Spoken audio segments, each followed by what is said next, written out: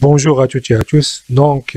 Aujourd'hui, on va voir le premier chapitre des techniques chimiques pour la biologie et on va commencer par les techniques d'extraction. Donc, tout d'abord, on va voir l'extraction liquide-liquide. Donc, l'extraction liquide-liquide est une méthode de purification basée sur la différence de solubilité d'un soluté dans deux phases non miscibles.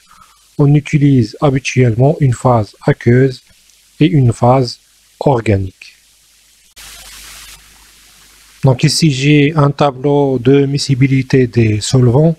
Donc en blanc les solvants qui sont miscibles et en noir les solvants qui ne sont pas miscibles. Par exemple l'eau avec l'acide acétique, ce sont deux solvants qui sont miscibles. L'eau avec par exemple le cyclohexane sont deux solvants qui ne sont pas miscibles. L'éthanol avec l'acide acétique sont deux solvants qui sont miscibles. L'éthanol avec l'eau sont aussi deux solvants qui sont miscibles, etc. Donc ici, on a un tableau qui révèle plusieurs caractéristiques de certains solvants, à savoir l'acétate d'éthyle, le cyclohexane, etc. Donc, ce qui m'intéresse dans ce tableau, c'est la densité. Donc, la densité, par exemple, l'acétate d'éthyle, il a une densité de 0,90. Donc, cette densité est inférieure à celle de l'eau, qui est 1.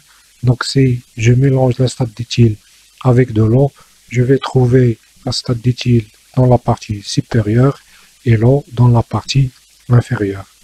Donc on remarque aussi qu'il y a des solvants qui ont une densité supérieure à celle de l'eau. Donc si je mélange le dichlorométhane avec de l'eau, je vais trouver l'eau dans la partie supérieure et le dichlorométhane dans la partie inférieure. Le principe de l'extraction liquide-liquide consiste à faire passer un produit d'un solvant dont il est difficile à séparer, comme l'eau, à un autre solvant dont il sera facilement isolable, comme les solvants organiques. Donc, pour le matériel utilisé dans l'extraction liquide-liquide, on utilise des ampoules à décompter, des éprouvettes, des Erlenmeyer, des béchers, des bouchons et des supports pour les ampoules à décompter, etc. Donc, pour les étapes de l'extraction liquide-liquide, on met tout d'abord la solution qui contient l'espèce à extraire dans l'ampoule à décompter, et puis on ajoute la phase organique, et par la suite on ferme par un bouchon, et puis on procède à des agitations, tout en ouvrant de temps en temps le robinet pour le dégazage, et puis on laisse notre ampoule à décompter se reposer avant de procéder à la récupération des deux phases. Donc pour voir de quoi s'agit-il, donc on va voir la vidéo suivante. Donc comme on a vu, on va utiliser l'instrument en verre appelé ampoule à décompter pour extraire une quantité de d'iode qui se trouve dans une solution aqueuse. Donc pour cela, on a besoin bien sûr de l'ampoule à décompter. On va utiliser le robinet pour faire passer les solvants et un bouchon pour ouvrir et fermer notre ampoule à décompter, et puis un bécher pour récupérer la phase organique et la phase aqueuse après séparation.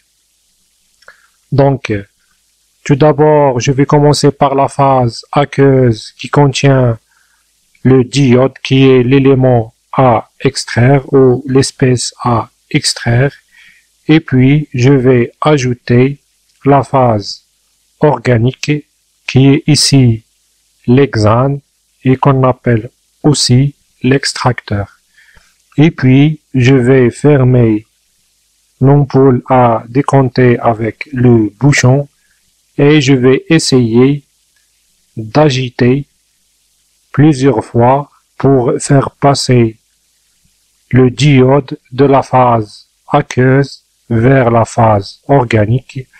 Et bien sûr, je dois de temps en temps ouvrir le robinet pour faire passer ou pour laisser les gaz qui sont formés à s'échapper.